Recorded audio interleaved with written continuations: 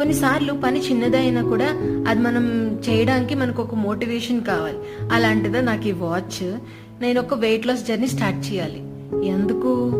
ఇలా ఉండే నేను ప్రస్తుతానికి ఇలా తయారైనా అనమాట.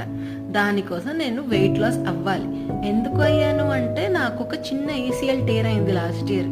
అంటే నాకు ఒక చిన్న యాక్సిడెంట్ అవ్వడం వల్ల నాకు ఒక ఏసీఎల్ టేర్ అయ్యింది. దానికోసం నేనైతే వెయిట్ అయితే తగ్గాలి. ఎలా తగ్గాలి అంటే నేను ఆ వాచ్ కొనండి తగ్గడం మొదలు పెడతాను అని చెప్పాను.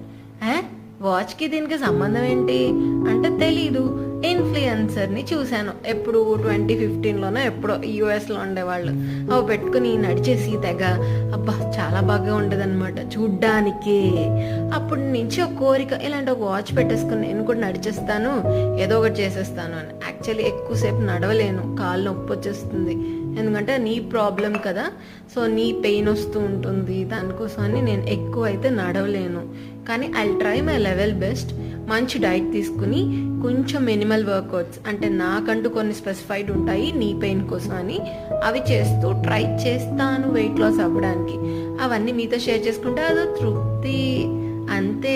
దానికోసం అని నేను ఒక చిన్న డిజిటల్ డైరీ మెయింటైన్ చేద్దాం అనుకున్నాను.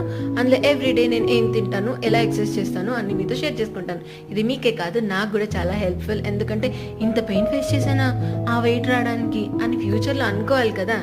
అసలు అనుకోవాలి అంటే నేను ఇక్కడ వెయిట్ లాస్ జర్నీ స్టార్ట్ చేయాలి కదా అని మా ఇంట్లో ఏడిపిస్తుంటారు. అసలు ఏమేం చేస్తాను ఏంటో మీతో అన్ని రోజు చెప్తుంటాను, చూస్తుండే.